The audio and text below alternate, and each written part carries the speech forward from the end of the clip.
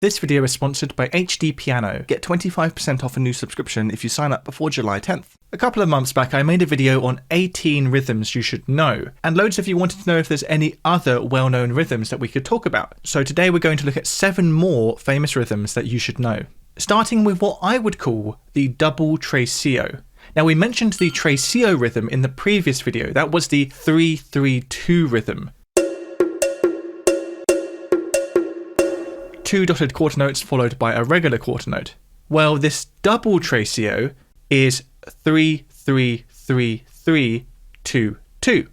So it's like the tresillo, but rather than being 3-3-2, we double each of those numbers.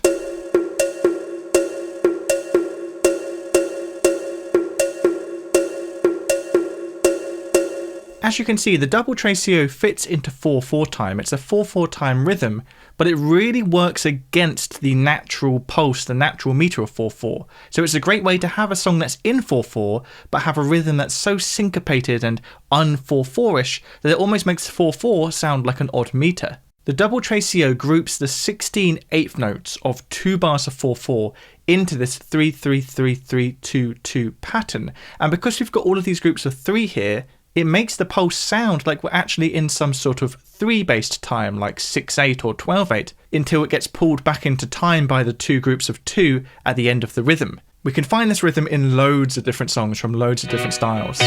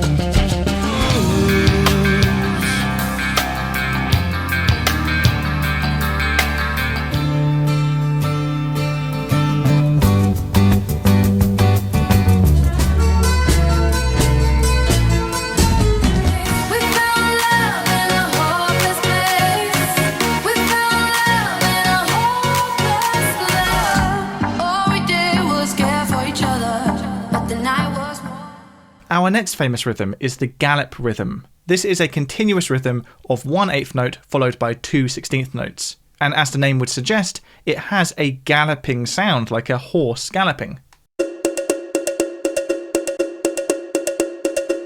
You can find the Gallop rhythm in many different styles of music, but most predominantly in metal. It's sometimes even called the heavy metal Gallop. Here's a whole range of songs using the Gallop rhythm.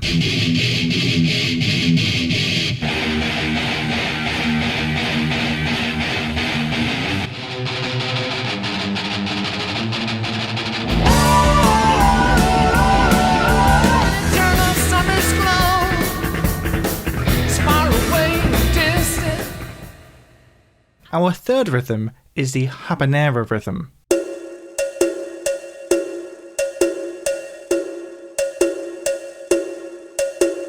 This is the rhythm associated with habanera, which is a Cuban style of dance, also referred to as contradanza. The word habanera literally means dance of Havana. A prime example of this rhythm is the famous habanera piece La Paloma.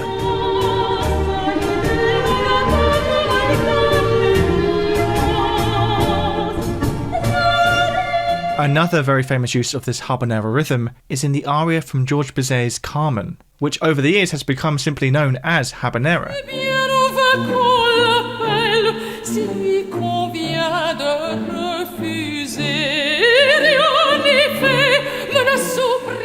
Much like many Cuban rhythms, this habanera rhythm has permeated across many styles of Latin American music. Most significantly, it can be found in tango. For example, we can prominently hear the habanera rhythm in the famous tango Por una Cabeza by Carlos Gardel.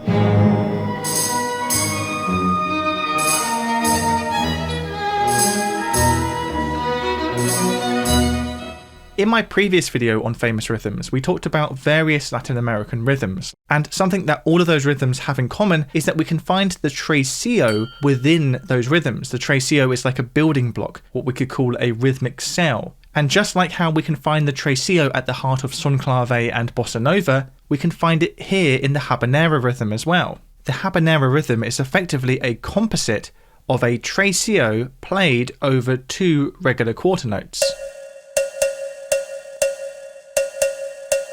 Now, I couldn't find any examples of a pop song using a Habanera rhythm, but I did find a film score. Film composer Michael Giacchino used the Habanera rhythm on his recent Batman theme.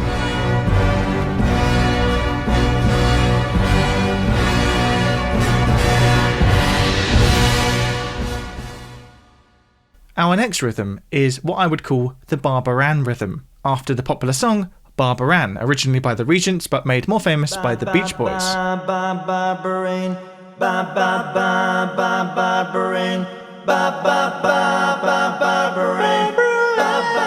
This is a rhythm that starts as regular quarter notes, but then effectively the 4th quarter note of the bar is delayed by an 8th note, syncopating the beat, and this syncopation stretches into the next bar of the music. So it's a bit like we have 1 bar of music in time and 1 bar of music that's sort of out of time, syncopated.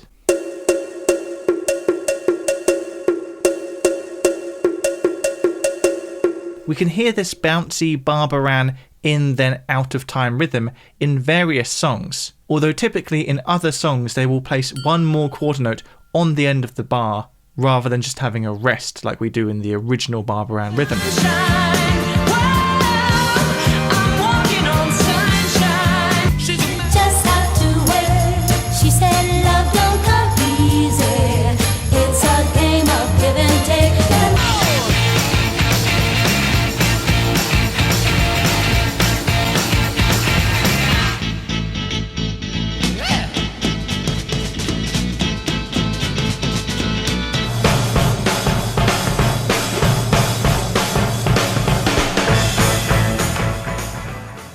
Today we're learning 7 rhythms in less than 15 minutes, so it is hard to necessarily absorb all of this information, particularly when it's talked about theoretically.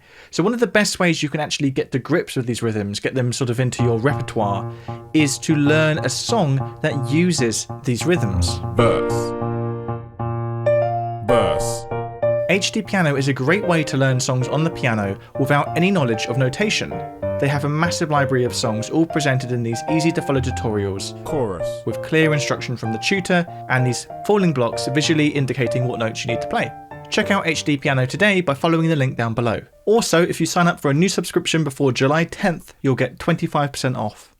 Our next rhythm is a polyrhythm. Now in the last video we looked at 2 different polyrhythms. We looked at 3/2, which was the nice cup of tea polyrhythm, 3/2.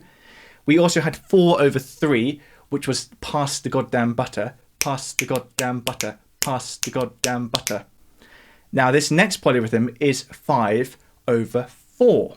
And once again, we have a little saying, a little sentence we can use to evoke the composite rhythm of that polyrhythm. Because although what a polyrhythm is 5 happening in the same time as 4, we aren't going to be thinking about 5 and 4 at the same time when we perform it, because our brain can't really latch onto 2 different pulses at the same time. We have to kind of focus on the composite rhythm, the rhythm created when 5 interacts with 4. And the sentence we have for that is, I'm looking for a home to buy. I'm looking for a home to buy. I'm looking for a home to buy. I'm looking for a home to buy.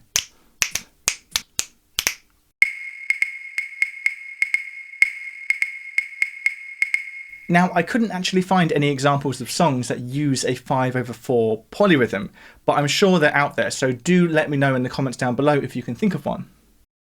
The penultimate rhythm we're going to look at today is the Turkish Aksak rhythm, which is a 9/8 rhythm. Specifically, it's a rhythm that groups the 9/8 notes into 3 groups of 2 and 1 group of 3, like this.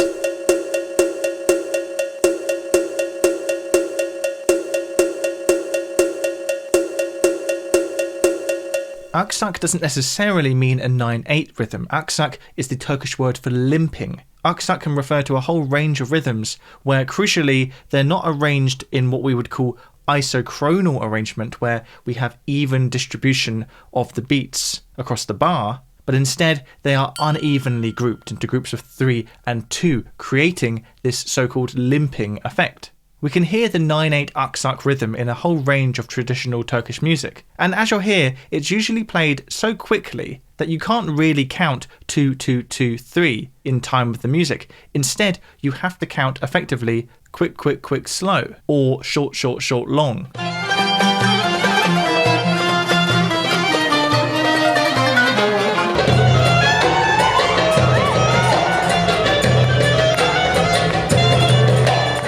Now, the most famous usage of this Aksak Turkish 9/8 rhythm in Western music is Dave Brubeck's Blue Rondo a la Turk. And of course, it's no coincidence that the word Turk is in the title of this song, because it was when touring in Turkey that Dave Brubeck was exposed to this Aksak 9/8 grouping, which inspired him to use it on his upcoming time signature obsessed album, Time Out.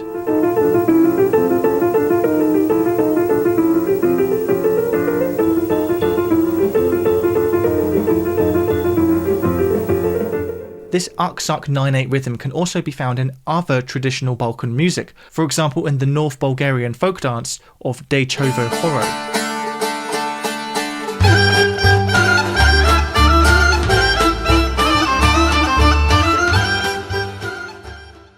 And the last famous rhythm we're going to talk about today is this skank, or what can also be called the ska upstroke. As that name would suggest, this rhythm is closely associated with ska music. It's a simple but effective rhythm of a repeated, emphasized beat on the offbeat. By drawing rhythmic emphasis to the offbeat of the bar rather than the strong beat, the onbeat, it gives ska music a bouncy, energetic, light sound.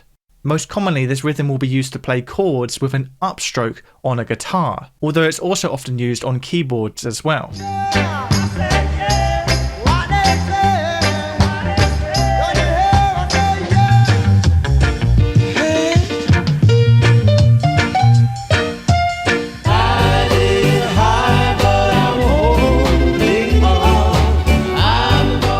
As I said, this rhythm is closely associated with ska music, but we can also find it in some other ska-influenced songs. For example, Obladi Oblada by the Beatles.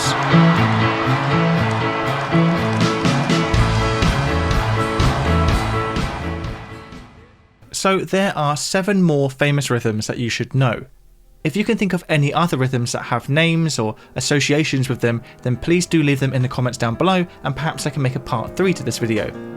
So about a month ago, I received this in the post, and this, as you can probably already guess, is my gold play button. I already have the silver play button for reaching 100,000 subscribers, and last month, or maybe the month before, we hit 1 million subscribers. And there we go, presented to David Bennett for passing 1 million subscribers. Thank you so much, guys, for this. When I started my channel in 2018, I could never have imagined getting to 1 million subscribers, but here we are. So this will soon enough be joining the silver one on the wall behind me, but no, I just want to take this opportunity to genuinely say how much I care about this channel, about this community of people learning music, and if anything, the thing I'm most excited about with this channel is being able to offer music education for free to so many people, because in a world where music theory and music classes in general are becoming defunded and taken off curriculums, I just love that I'm one of the people on YouTube who is removing barriers to entry for this music education, and if you want to learn music, you can now. So I can be just a small player in that world, and that means a lot to me. So thank you so much, everyone, and see you in the next video.